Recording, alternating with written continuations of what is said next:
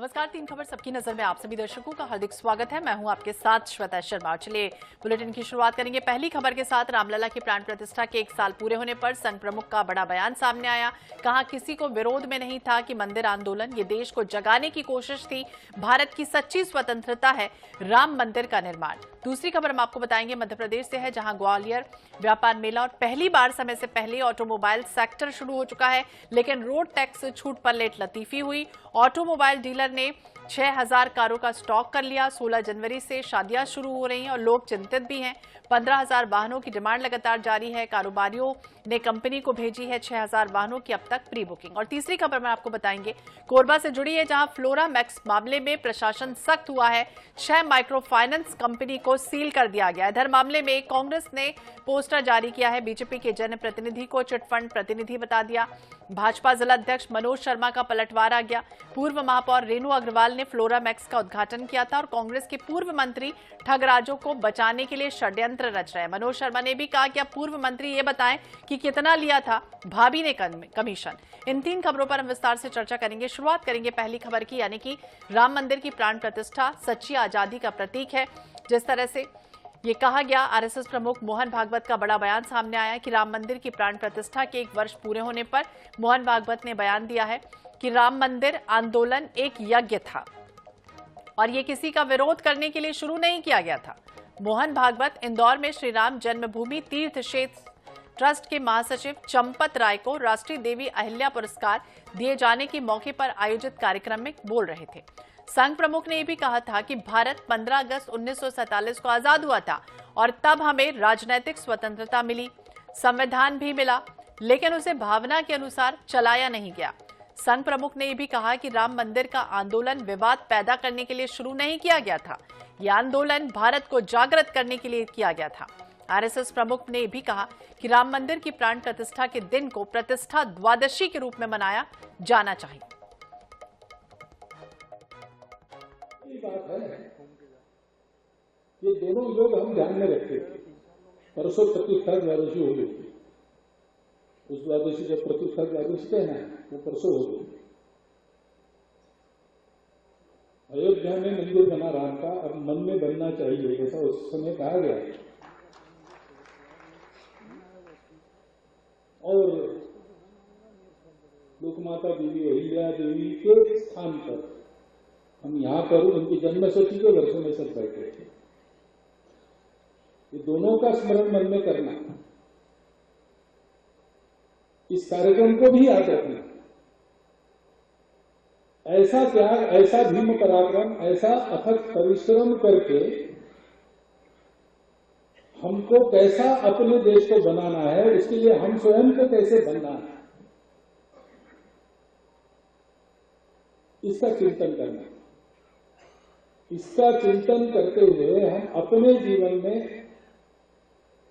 कोई 5 अच्छी बातें जोड़ सकेंगे, कोई परिवर्तन करेंगे, तो मुझे लगता है कि ये जो प्रातिनिधिक सम्मान है वो प्रातिनिधिक सम्मान पूर्णतः सार्थक हो जाएगा।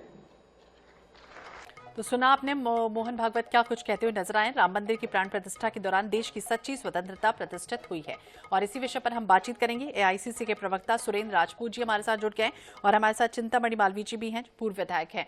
आप दोनों का ही बहुत बहुत स्वागत है। और सबसे पहले सुरेंद्र जी, आपसे ही समझना चाहेंगे, चूंकि एक तरह का संकेत भी दिया उन्होंने, मंदिर मस्जिद इस तरह से हो रहा है, राजनीति लगातार हो रही है, उसे लेकर आरएसएस प्रमुख मोहन भागवत ये भी कहते हुए नजर आए कि बड़ा आंदोलन था राम मंदिर का और यज्ञ की तरह ये आंदोलन चलाया गया था। क्या मायने निकाले जाए उनके इस बयान के? मोहन भागवत जी को कौन सुन रहा है, जरा मुझे बताइए। हम लोग तो बहुत इज्जत करते हैं मोहन भागवत जी की, लेकिन क्या भारतीय जनता पार्टी वाले, संघ वाले या जो इनके अनुषांगिक संगठन है वो मोहन भागवत जी की इज्जत कर रहे हैं? मोहन भागवत जी ने भी कुछ दिन पहले कहा था कि हर मस्जिद के नीचे मंदिर ढूंढा जाना गलत है। कुछ लोग नेता, स्वयंभू नेता, हिंदुओं के नेता बन रहे हैं, ये सब प्रक्रिया बंद होनी चाहिए। तो संत समाज की तरफ से, भाजपा की तरफ से और संघ के मुखपत्र की तरफ से, ऑर्गेनाइजर की तरफ से किस बुरी तरीके से उनको अपशब्द कहे गए, आपको ध्यान है। रामभद्राचार्य जी ने क्या कहा, तो हिंदू समाज के ठेकेदार न बने।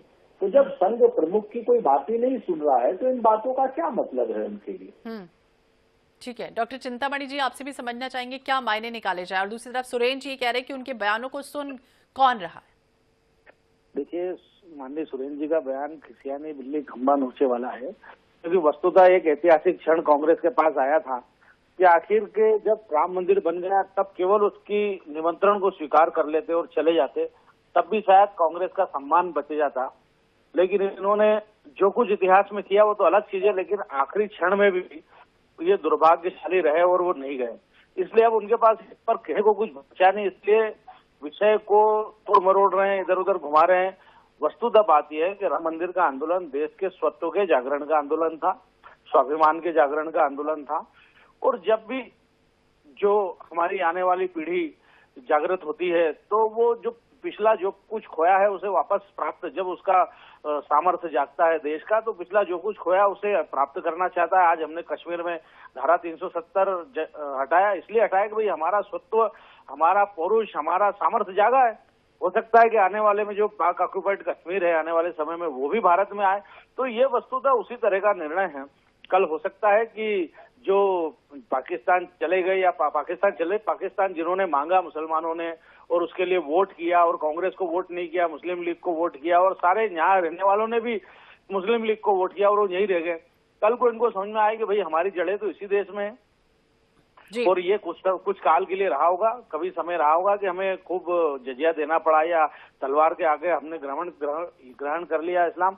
ऐसी अनेक चीजें परिवर्तनशील, जब हमारा पुरुष जागेगा तो ये सारी घटनाएं होगी, और स्वाभाविक रूप से इन सब। ठीक है, सुरेंद्र जी से भी समझ लेते हैं। सुरेंद्र जी, क्या लगता है आरएसएस प्रमुख मोहन भागवत क्या एक संकेत दे रहे हैं? क्योंकि अगर हम देखें राम मंदिर का मुद्दा धार्मिक भावनाओं से जुड़ा हुआ, देश भर में जिस तरह से राम मंदिर की प्राण प्रतिष्ठा हुई और अब 1 साल पूरे हुए, उसके बाद भी हमने देखा कितनी धूम थी, क्या एक संकेत है कि राजनीतिक रूप से नहीं बल्कि लोगों को जोड़ने के लिए अब आगे आना होगा, ये उनका मतलब, या कुछ और?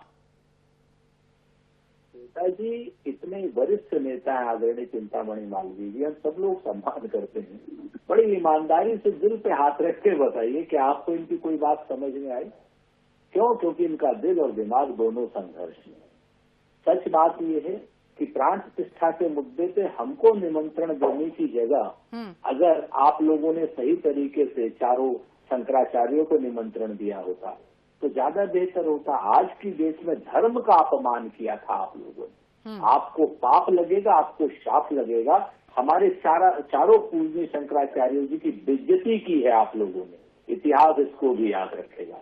याद रखिएगा चिंतामणि जी कि चिंगारी का खेल बुरा होता है। लेकिन सुरेंद्र जी, पहले भी ये बयान सामने आया था, बीजेपी लगातार ये कहती भी रही है कि भगवान के घर पर आमंत्रण की क्यों जरूरत है?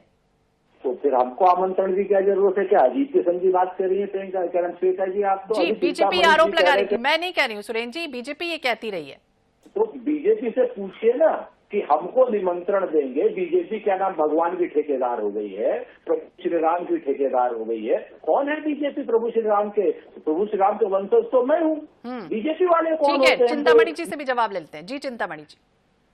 नहीं, ठीक बात है, सुरेश जी बहुत सम्मानित नेता है, लेकिन वस्तुतः जब इन्होंने आमंत्रण आया तो आमंत्रण कोई बीजेपी ने तो नहीं दिया, देने वाली राम मंदिर की समिति है, जो संघर्ष समिति है उनकी, जो उनका ट्रस्ट है, उसने आमंत्रण दिया। तो ये बीजेपी का सवाल नहीं था कि बीजेपी ने बुलाया कि नहीं बुलाया कि इसको बुलाया। ये आरोप बीजेपी पे बनते ही नहीं है, क्योंकि ट्रस्ट का आमंत्रण था। आप उस ट्रस्ट के वकील लगे हैं? कौन है चिंतामणि जी आप? अरे आप भले आदमी हैं, जमीन से जुड़े आदमी है, क्यों भारतीय जनता पार्टी की चाल में फंसते हैं?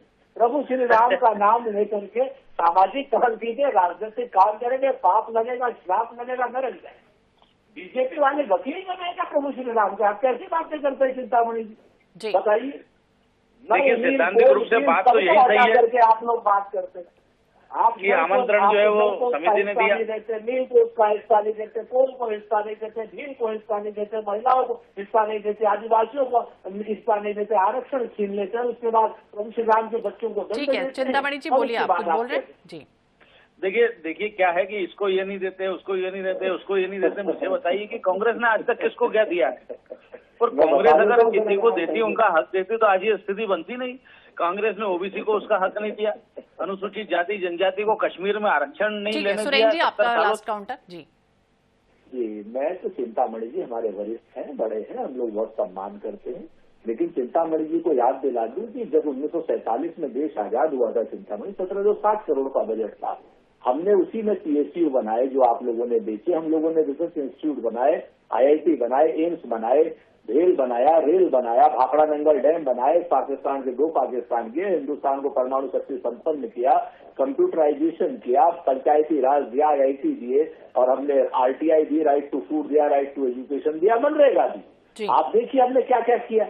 लेकिन आप लोगों ने क्या किया, जो हम बैंक को नेशनलाइज किया, आप लोगों ने बैंक बेच दिए। पीएसयू हमने बनाया, आप लोगों ने पीएसयू बेच दिए। आप लोग तो घर के ऐसे नाकारा लोग हैं, आपके इस समय के प्रधानमंत्री, जो घर का सारा सामान बेच करके मौज कर रहे हैं। तो जी मालवीय जी, आप कुछ कहना चाहेंगे? लास्ट काउंटर आपका। मैं यही कि ये तथ्यात्मक बात नहीं है, आंकड़ों पे बात नहीं है। अगर आंकड़ों पे जाएंगे तो ये बिल्कुल ये सिद्ध होगा कि ज्यादा जो है प्राइवेटाइजेशन किया तो कांग्रेस की सरकारों ने किया। मनमोहन सिंह जी की सरकारों में लाखों करोड़ों का प्राइवेटाइजेशन किया, पीएसयूज बेचे, और अभी अगर उसकी तुलना में अभी तो कुछ भी नहीं है। भाई बात होगी तो आंकड़ों पे होगी, केवल भ्रमित करना। पर मुझे खेद है कि कांग्रेस के अच्छे नेता भी, प्रवक्ता भी, क्योंकि उनके पास कहने को कुछ इस तरह का रहता नहीं, इसलिए भ्रमित आंकड़े प्रस्तुत करते हैं। आप देखिए, ये तो रिकॉर्ड पर है कि किसके समय में ज्यादा प्राइवेटाइजेशन हुआ, पीएसयूज बेचे गए और वो संस्थाएं दी गई, तो बाहर से इक्विटी लाई गई। तो ये तो कांग्रेस के जमाने में हुआ। अगर तथ्यों पे, तर्कों पे, आंकड़ों पे बात करेंगे तो निश्चित रूप से उसकी तुलना में अभी कुछ नहीं है। जी सुरेन जी। और देखिए, और समय चूंकि बदला है और हमारे देश की कंपेयर में माननीय सुरेंद्र सिंह जी को चाहिए कि कम को पढ़े। हम लोगों ने 170 पीएसयू बनाए हैं।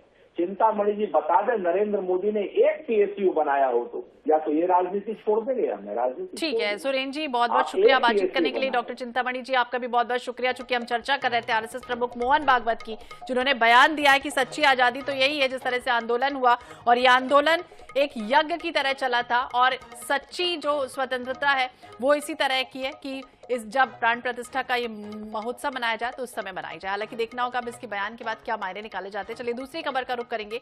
व्यापार मेला, रोड टैक्स छूट पर लेट लतीफी। ग्वालियर की अगर बात की जाए, व्यापार मेला शुरू हो चुका है, करीब 20 दिन हो चुके हैं, लेकिन अभी भी ऑटोमोबाइल सेक्टर को अगर हम देखें तो आरटीओ की 50% छूट का इंतजार होने से मेले में हर साल की तरह रौनक नहीं आ पा रही। शासन द्वारा व्यापार मेले में रोड टैक्स पर 50% छूट का बार बार भरोसा दिलाया जाना गया। इसके बाद भी पहली बार ऑटोमोबाइल सेक्टर में समय से पहले काम शुरू हो गया। छूट का लाभ लेने के लिए 6000 लोगों ने वाहनों की प्री बुकिंग करा ली। इतना ही नहीं, उत्साहित ऑटोमोबाइल कारोबारियों ने इतने ही वाहनों का स्टॉक भी कर लिया।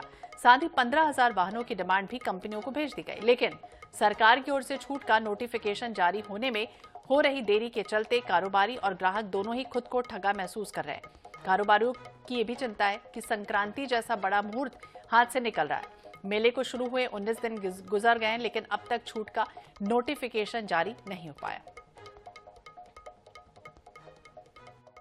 पूरा हमारा सेटअप देख ही रहे हैं। सबसे पहले यहाँ पे ऑटोमोबाइल सेक्टर में हम लोगों ने रेडी कर लिया था और हमारी पूरी मैन पावर यहाँ उपलब्ध है। बस जो इंतज़ार है वो नोटिफिकेशन का है, जो इस बार काफ़ी लेट हो गया है। आज 13 तारीख हो गई है और अभी तक कोई अनाउंसमेंट नहीं आया है डेट का, और पता नहीं ऐसा क्यों है। इंटरनेट जो भी हो, पूरी उम्मीद है कि आज आ जाए, आज मतलब डेट अनाउंस हो जाए, क्योंकि कल बहुत लोगों के मुहूर्त हैं। कल 14 तारीख के मकर संक्रांति है, तो सब पूरे बैंकिंग सेक्टर में इसी का इंतजार है, क्योंकि बहुत बड़े लेवल पे हर साल लगता है, आपको मालूम ही है, और काफ़ी लोगों के बजट इसी से पूरे। सर देखिए, क्या है कि ऑटोमोबाइल मेले के लिए छूट के लिए विधानसभा से तो प्रस्ताव पास हो चुका है सैद्धांतिक रूप से, बट जो मंत्रालय से है वो अभी तक सर्कुलर नहीं आया है, और जब तक सर्कुलर नहीं आएगा तब तक एनआईसी में आरटीओ के रेट अपलोड नहीं होंगे, तब तक छूट है ना पास नहीं होगी। तो उसी का इंतजार है। अभी आप देख सकते हैं यहाँ पे पूरे मेले में कि 50 डीलर के लगभग अपने शोरूम बना के बैठे हैं। सबके शोरूम कंप्लीट हैं। आप देखिए, ये भी शोरूम कंप्लीट है, सब तैयार है, पूरा पैसा लग चुका है। आप मानिए कम से कम 1000 करोड़ से ऊपर की इन्वेंट्री डीलर लेके बैठे हुए हैं, पर अभी तक छूट नहीं आई है। उससे व्यापारियों को भी नुकसान हो रहा है और जो हमारे ग्राहक हैं उनको भी नुकसान हो रहा है। क्योंकि और इसी विषय पर बातचीत करेंगे। जावेद खान हमारे सहयोगी हमारे साथ जुड़ गए हैं। जावेद, देखिए, अगर हम पिछले बार की बात करें तो मकर संक्रांति पर ही कहा गया था कि 369 से ज्यादा वाहन उस समय बिक चुके थे, यानी कि 5 फरवरी से सब कुछ जारी हो चुका था, जनवरी से। लेकिन अभी की जो स्थितियां देखें तो व्यापारी दुकानें तो लगा के बैठे हैं, लेकिन अपने आप को ठगा सा भी महसूस कर रहे हैं कि नोटिफिकेशन ही जारी नहीं हुआ अभी तक।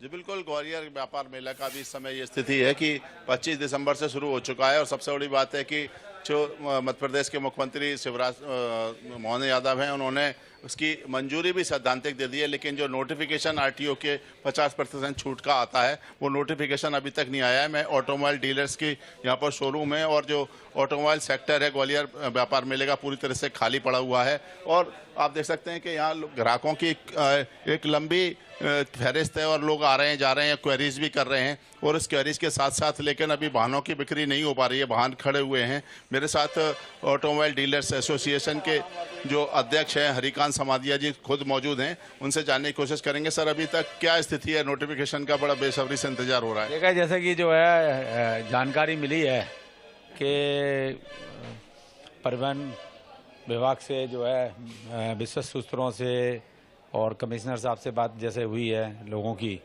तो ऐसा है कि आज हर हालत में मतलब शाम तक जो है गजट नोटिफिकेशन आ जाना चाहिए। अभी तक जो माहौल है उसको देखते हुए जो ग्राहक आ रहे हैं, आप उनको कैसे आश्वस्त कर रहे हैं? किस तरीके से बताया जा रहा है? कितनी प्री बुकिंग हो चुकी है अभी तक? ऐसा है कि लेट तो मेला हो ही गया है और आज आप जानते हैं कि विशेष पर्व है मकर संक्रांति का और लोग जो हिंदुस्तान के हिंदू संस्कृति के हिसाब से इस पर्व का बहुत महत्व रहता है और गाड़ियों की डिलीवरी भी लेते हैं। तो यही समझा रहे हैं कि भाई आरटीओ की छूट आएगी, जैसे कि मध्य प्रदेश शासन ने बोला हुआ है और हर साल की भांति आती है। कुछ लोग इंतजार कर रहे हैं, कुछ लोग गाड़ी कैंसिल करा रहे हैं और कुछ लोग जो है जिनके यहाँ शादी का माहौल है वो कोशिश ये कर रहे हैं कि कल या परसों से शादियाँ शुरू हैं, तो इसी उम्मीद के साथ में उनको रोके हुए कल आपको हम गाड़ी दे देंगे। चूंकि आपको छूट का इंतजार है, लगातार जो ऑटोमोबाइल डीलर्स हैं उन्होंने अपने पहली बार एक बार शोरूम भी लगा लिए हैं और छूट का इंतजार बाद में कर रहे हैं, लेकिन सबसे बड़ी बात है कि जो प्री बुकिंग के साथ साथ करीब और भी कंपनियों के और डीलर दे दिए। कितनी वाहनों की आप लोगों ने कंपनियों को आदेश कर दिया? देखिए, आप जैसे आपको मालूम ही है कि ग्वालियर मेला जो है अपना बहुत ऐतिहासिक मेला है और पिछले 4-5 साल से आरटीओ की छूट आ रही और आपने देखा होगा कि त्यौहार के बाद में हमारे यहाँ पे बिक्री बंद हो जाती है। नवंबर दिसंबर के अंदर आपने देखा होगा आरटीओ जो फिगर हैं बहुत कम रहते हैं और लोग अपनी तब से बुकिंग करना शुरू कर देते हैं कि भाई मेले का इंतजार करते हैं।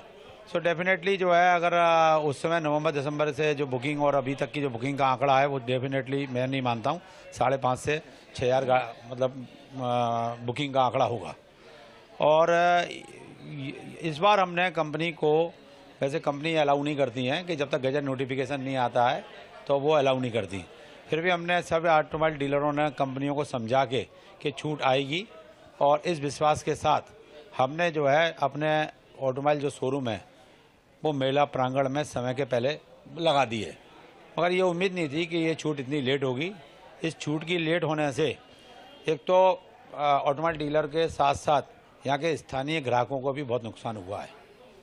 अच्छा, आपने चूंकि एक स्टॉक भी एक बड़ी मात्रा में करना पड़ता है तो उसके लिए गोदाम वगैरह भी एक्स्ट्रा लिए हैं, कुछ उसके किराए वगैरह भी? देखिए, ये तो निश्चित ही है कि जब इतना बुकिंग का आंकड़ा लिया हम लोगों ने और कंपनी के स्टॉल हमने बोल के, तो कंपनी ने, आप जानते हैं कि व्यापार के अंदर टारगेट फिक्स किए जाते हैं, तो एक बड़ा टारगेट कंपनी के साथ में हमारा फ्रीज हुआ।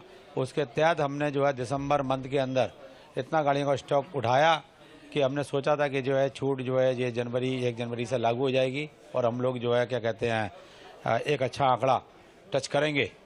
मगर ये कम मिलेगा, मगर ये 20 दिन का समय निकलने पर यह है कि थोड़ी परेशानी तो है। जैसे कि आप जानते हैं कि गाड़ी ट्रोले से आती हैं और ट्रोले जो है कोई मद्रास से आता है, कोई महाराष्ट्र की तरफ से आता है, सबके प्लांट अपने अलग अलग डायरेक्शन में हैं, तो 8 से 10 दिन गाड़ी में पहुंचने में। बिल्कुल बिल्कुल, धन्यवाद। और इस तरह का जो माहौल है यहाँ शोरूम पर आप देख सकते हैं कि लोग आ रहे हैं क्वेरीज के लिए, लेकिन लगातार कहीं ना कहीं एक बेचैनी का माहौल है। लोग बुकिंग के लिए आ रहे हैं, लेकिन बुकिंग उनकी हो रही है लेकिन अभी डिलीवरी नहीं हो पा रही है, जिस कारण से ग्वालियर व्यापार मेले की जो आरटीओ में छूट है उसका लोग इंतजार कर रहे हैं। बिल्कुल इंतजार रहेगा। और ऊर्जा मंत्री एक तरफ ये भी कह रहे हैं कि सरकारी प्रक्रिया है तो थोड़ी देर हो रही है, लेकिन नोटिफिकेशन जल्द से जल्द जारी होगा। देखना होगा, इंतजार रहेगा। बहुत बहुत शुक्रिया जावेद जानकारी के लिए और बातचीत करने के लिए।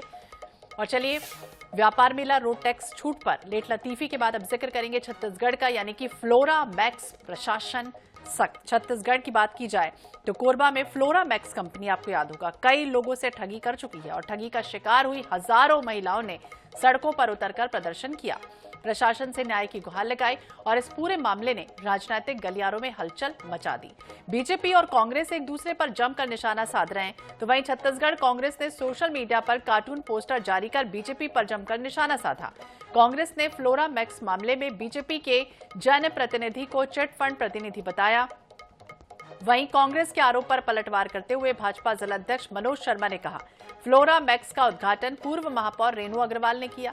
बीजेपी जिलाध्यक्ष ने दावा किया है कि कांग्रेस के पूर्व मंत्री ठगराजों को बचाने के लिए षड्यंत्र रच रहे हैं। हालांकि मामले को लेकर प्रशासन भी सख्त है। प्रशासन ने कार्रवाई करते हुए जिले में संचालित 6 माइक्रो फाइनेंस कंपनी के दफ्तरों को सील कर दिया। कुछ महिलाओं की शिकायत थी कि कई रिकवरी एजेंट उन्हें घर आकर वसूली के नाम पर प्रताड़ित कर रहे हैं और अब माइक्रो फाइनेंस के रिकवरी एजेंट के खिलाफ अलग अलग धाराओं के तहत अपराध दर्ज कर लिया गया। तो लगातार इस पूरे मामले में सियासत तेज हो चुकी है। नेटवर्किंग के जरिए एक तरह से महिलाओं को अच्छी खासी कमाई का सब्ज बाग दिखाया गया था। करोड़ों रुपए की ठगी को अंजाम देने वाली फ्लोरा मैक्स कंपनी और विवाद थमने का नाम नहीं ले रहे। और इसी विषय पर बातचीत करेंगे। कांग्रेस के प्रवक्ता धनंजय सिंह ठाकुर जी हमारे साथ जुड़ गए हैं। धनंजय जी, स्वागत है आपका INS 24/7 पर। और जिस तरह से ये फ्लोरा मैक्स का चल रहा था, ये ठगी से जुड़ा ये पूरा मामला था और इस पूरे मामले में लगातार आरोप प्रत्यारोप चल रहा है, क्या कहेंगे आप? देखिए, जिस प्रकार से भारतीय जनता पार्टी की सरकार बनने के बाद 15 साल में बहुत सारे चिट फंड कंपनियां आई हैं, प्रदेश से 25,000 करोड़ से अधिक की राशि जनता से लूट कर गायब हो गई थी और उसको भाजपा नेताओं के द्वारा उद्घाटन किया गया था। वैसी फ्लोरा मैक्स कंपनी का भी उद्घाटन लखनलाल देवांगन जी के द्वारा किया गया। ऐसा फोटो बहुत सारे सोशल मीडिया में चल रहा है और वहाँ पे ठगी हुआ है। और महिलाएं, जब ठगी की जो शिकार महिलाएं हैं, वो न्याय मांगने के लिए मंत्री के पास गए। जिस प्रकार से मंत्री का बर्ताव रहा है, मंत्री कहते हैं कि हेकड़ी निकाल देंगे, पुलिस से पिटवा देंगे, उसके बाद महिलाओं के खिलाफ FIR दर्ज किया गया है। तो समझ में आता है कि घोटालेबाज और भ्रष्ट जो कंपनियां हैं जिन्होंने ठगी किया, उसको बचाने का काम भाजपा की सरकार कर रही है और पूरी तरीके से उसको भाजपा का संरक्षण है, इस पर समझ में आ रहा है। और महिला जो पीड़ित है, उनकी आवाज को सुनना चाहिए, ना कि उनको डराना धमकाना चाहिए। और FIR तो कंपनी के खिलाफ होना चाहिए, पर महिलाओं के खिलाफ FIR किए गए। क्या यही भारतीय जनता पार्टी का महतारी वंदन है? क्या भारतीय जनता पार्टी में ही महतारियों का सम्मान है? बड़े बिगड़े भाषाओं का इस्तेमाल भाजपा के सरकार के मंत्री कर रहे हैं। इनका अहंकार दिख रहा है। सत्ता 1 साल हुआ है और अहंकार इनके सिर पर तांडव कर रहे हैं। लेकिन धनंजय जी, बीजेपी के जिला अध्यक्ष मनोज शर्मा वो ये आरोप लगा रहे हैं कि कहीं ना कहीं एक तस्वीर साझा की। उन्होंने कहा कि रेणु अग्रवाल मुख्य आरोपी के साथ बगल में बाकायदा फोटो खिंचवा रही, इस तरह का आरोप लगा रहे हैं वो। देखिए, आपको याद होगा वो 2014 का चुनाव को याद करिए, जब नरेंद्र मोदी जी देश भर में घूम के महिलाओं से अब सभी से वादा किए थे कि 15-15 लाख रुपए खाता में आएगा और उनसे ठगी किया गया, उनसे वोट लिया गया। उस दिन से ठगी की शुरुआत इस देश के भीतर हुई है। और बहुत सारे बैंक है ना, अभी फ्लोरा मैक्स का सामने आया है, हर्ष बैंक की बात आ रही है, बंधन बैंक है और आधार बैंक है। बहुत सारे ऐसे बैंक है जिनको संरक्षण भाजपा केंद्र सरकार का है और भाजपा के मित्र जो है बैंकों का संचालन करते हैं। और अभी फ्लोरा मैक्स बैंक को लेकर हम चिंतित हैं और उसमें जो ठगे हुए हैं, इनकी सरकार ने तो सभी बैंकों के लिए नियम बना दिया। अगर आपको 1 करोड़ रुपए आपके किसी बैंक में जमा है, बैंक डूब जाती तो आपको कितना पैसा मिलेगा? 1 लाख रुपए। तो संरक्षण समझ में आ रहा है सरकार का, भाजपा नेताओं का। और लगातार ये भी आरोप लग रहे हैं, पूर्व मंत्री तक का उन्होंने जिक्र कर दिया, जयसिंह अग्रवाल का हाथ था। ये नेटवर्किंग जो चारों तरफ फैली हुई है, ये तक उन्होंने कह दिया। मैं तो कह रहा हूँ, नरेंद्र मोदी जी के संरक्षण में उनके मित्रों के द्वारा देश भर में इस प्रकार से बैंक संचालित किए जा रहे हैं और इनकी सरकार बनने के बाद बैंक सबसे ज्यादा असुरक्षित जगह हो चुका है पैसा रखने के लिए। सरकारी बैंकों में नियम बना दिया कि करोड़ों का अगर आप जमा कराते हैं अपनी जमा पूंजी को, बैंक डूब जाता है तो 1 लाख ज्यादा नहीं मिलेगा। ये नीति किस पर समझ में आती है कि जनता के पैसों को कैसे लूटा जाए और संरक्षण किसका है? जी धनंजय जी, और ये भी आपसे समझना चाहेंगे, चूंकि लगातार आरोप और जो प्रत्यारोप है वो चल रहा है, इस पूरे मामले में पार्टी क्या कुछ करने वाली है? हम तो मांग करते हैं कि जो पीड़ित पक्ष है, जिन महिलाओं का ठगी हुआ है, इन फ्लोरा मैक्स कंपनी की प्रॉपर्टी को सीज किया जाए, प्रॉपर्टी को बेचा जाए, उनकी पैसा इन निवेशकों को दिया जाए, जो ठगी के शिकार महिला उनको दिया जाए। हमारी सरकार ने देखे ना चिट फंड कंपनी के जो संपत्ति कूट करके निवेशकों को पैसा लौटाने का काम किया था, पर ऐसी उम्मीद नहीं है। सहारा बैंक आपने देखा होगा, जहाँ लोगों के हजारों रुपए लाखों रुपए जमा है, अब उनको 30,000 रुपए दिया जा रहा है। तो सारे संरक्षण भाजपा का है, अवैध काम करने वालों को भाजपा का संरक्षण रहता है। जी धनंजय जी, बहुत बहुत शुक्रिया बातचीत करने के लिए। बीजेपी कांग्रेस में वार पलटवार लगातार जारी है। फ्लोरा मैक्स प्रशासन संघ देखना होगा आने वाले समय में किस तरह से स्थितियां दिखाई देती। इसी के साथ इस बुलेटिन में फिलहाल इतना ही। बाकी अपडेट्स के लिए आप देखते रहिए INH 24/7। नमस्कार।